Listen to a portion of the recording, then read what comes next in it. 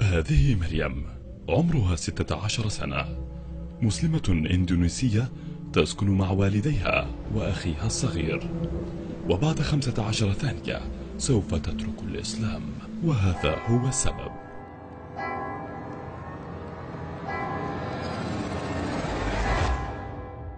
إندونيسيا أكبر بلد مسلم في العالم بأكثر من 200 مليون مسلم، ولكن هذا يتغير. يترك مليوني شخص كل عام الإسلام ليعتنقوا المسيحية. تشير الإحصائيات من مؤسسة الأزمات الدولية لعام 2012 إلى أنه إن استمرت المسيحية بالنمو بمعدلها الحالي لن تكون إندونيسيا ذات أغلبية مسلمة بحلول عام 2035.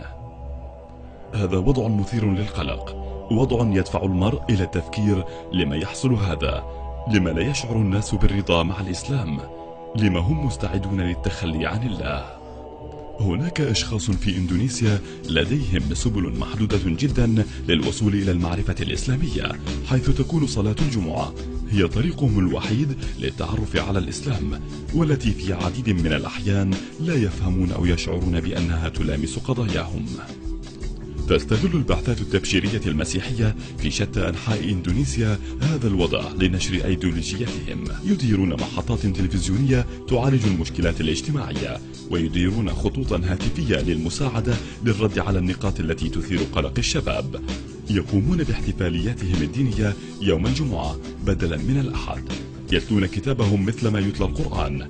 يستخدمون مصطلحات إسلامية في لغتهم مثل الصلاة والإيمان وحتى لفظ الجلالة الله. مريم ليست سعيدة في المنزل.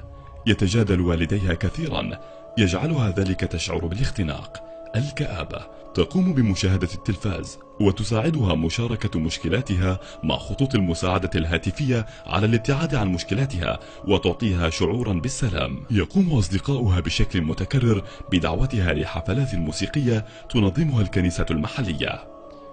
تعتبرهم الآن عائلتها الجديدة التي تمنحها الشعور بالمحبة والدعم. مريم على وشك ترك الإسلام. قام العديد من أصدقائها بذلك ويشجعونها على الانضمام إليهم. تشعر بالانتماء وبأن هناك هدف لحياتها. الملايين من الآخرين إما ارتدوا أو على وشك فعل ذلك. كيف نمنع حصول هذا؟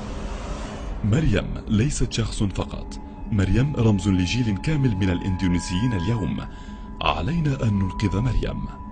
علينا أن نبدأ من القاعدة الأساسية. المشكلة هي قلة المعرفة الإسلامية التي تؤدي إلى إيمان ضعيف. نريد أن نبدأ أول محطة إسلامية في هذه البلد، التي ستقوم بنشر رسالة الإسلام بطريقة يستطيع الشباب اليوم أن يفهموها وأن يكونوا راغبين بفهمها. نريد بدء خط هاتفي للمساعدة الاجتماعية للانخراط مع الشعب الإندونيسي في قضاياه الدينية والاجتماعية. نريد أن نعظ قليلا ونستمع أكثر. نريد أن نسمع أصوات الشباب الذين يواجهون عددا من التحديات الاجتماعية للحياة العصرية، ونرد بطريقة مناسبة. نقر أنه ليس لدينا اليوم نفس الميزانية التي لديهم، لكن بمساعدتكم نستطيع على الأقل أن نخطو الخطوة الأولى.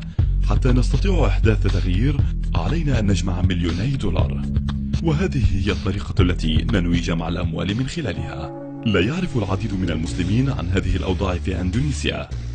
حان الوقت لإخبارهم بذلك. حان الوقت للتخلي عن شعور الراحة الذي يشعرون به حيال كون إندونيسيا أكبر بلد مسلم في العالم. ففي كل يوم يمر تقترب أكثر من فقدان هذا اللقب.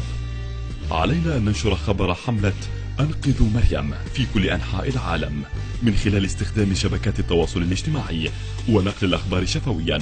القيام بما يتطلب الأمر مهما كان، طباعة اللافتات وتنظيم فعاليات وأخبار الجميع. انشر هذا الفيديو عبر الفيسبوك وتويتر ويوتيوب وأي موقع آخر تستخدمه للتواصل الاجتماعي.